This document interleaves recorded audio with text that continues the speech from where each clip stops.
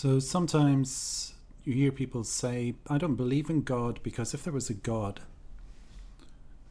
there wouldn't be so much unhappiness in the world, there wouldn't be so much trouble in the world, there wouldn't be violence and death and old age and sickness and cancer and murder and disease. The fact that these things exist proves there isn't a God, and if there is a God, he's a cruel God, so it's not a God that I'm very interested in trying to know. And there's a flaw at the heart of this way of thinking, an assumption that God is a non-relational, maternal, paternal entity in the universe that somehow enforces happiness and goodness and harmony on earth, without any responsibility on our part. One of the gifts of being a human being is the fact that we have responsibility. We can use a knife to create a beautiful meal to feed people, or we can use a knife to stab someone in the heart. It's the same knife. The knife isn't inherently good or bad. It's the choice that I make in the way that I use it. And it's the same in relation to God, or divinity, or truth, or ultimate reality. We have a responsibility to be in relationship to that truth. And if we're out of relationship to that truth, that is not the doing of that truth. That is the doing of us. We have chosen to be out of relationship to something that is present, but nevertheless we choose to ignore, or choose to turn away from, or choose not to cultivate a connection with or a relationship with.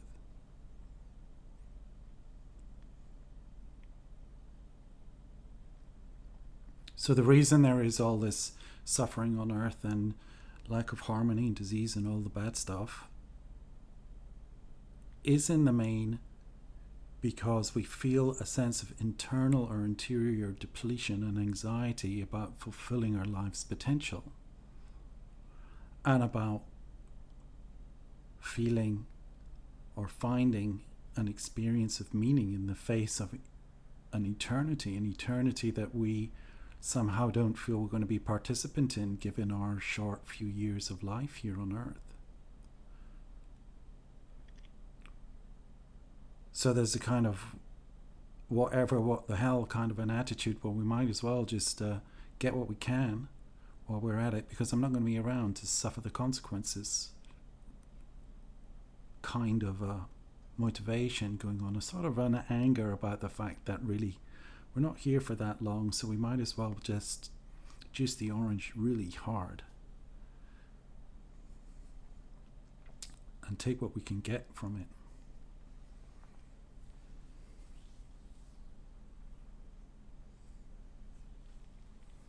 But if we were in alignment with the divinity, with God,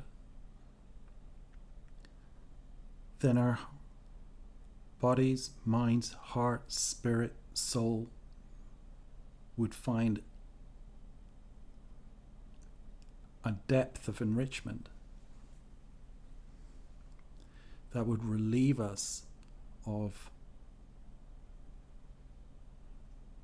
the need to squeeze the orange hard and give rise to an appreciative consciousness.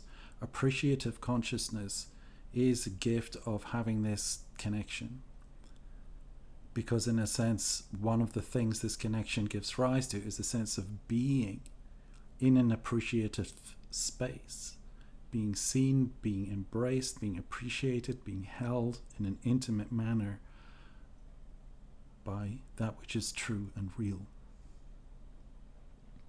and eternal. And when we feel appreciated, our cup overfloweth. In a sense, we are able to appreciate. When we feel that we are being, you could say, recipient of grace, and that magic, the magic of that blissfulness is in our lives, then we're able to start recognizing and seeing that in others, even if they don't see it in themselves. And that becomes a healing for the world. And in that sense, the presence of the divine in the universe is a positive, and can be or could be a positive on earth if we came into alignment with it. If we choose not to come into alignment with it, that is to believe our views and opinions and our thinking mind on these matters, to be enthralled by materialistic philosophy and determined to continue living in a sense of temporary isolation that's facing an eternal destruction, then of course the view that I don't believe in God. If there was a God, everything would be much better in the world. That would make sense. But it is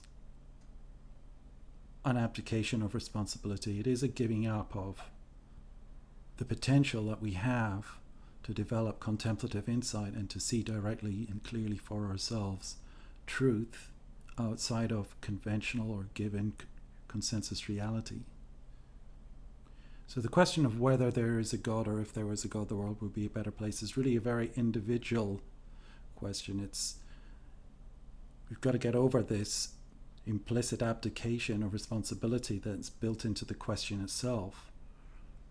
It's not about what others do, it's not about what God does, it's about what you do, what I do, what we do.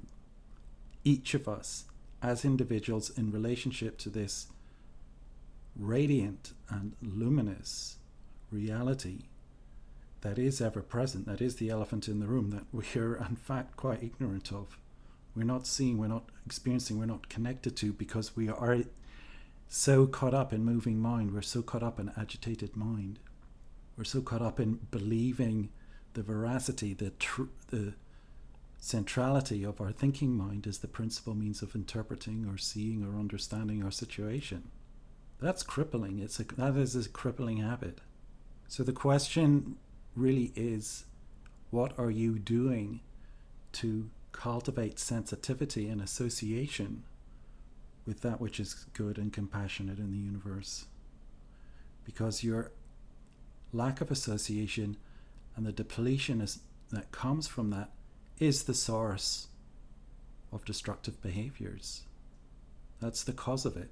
When we don't feel supported, when we don't feel safe, then we are compelled in many ways to behave destructively.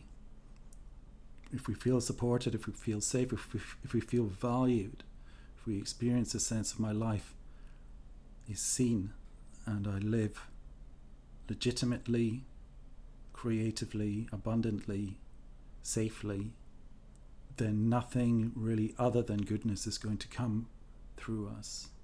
It's really as simple as that. At least this is the way I see it. And I wanted to just put this short talk out there because it's such a common question, it's such a commonly stated point of view, that the state of the world is evidence to the fact that there is no divinity, there is no God. This couldn't be further from the truth. All it is evidence to the fact that you are ignorant and out of relationship with that divinity and need to take steps to become responsible to it.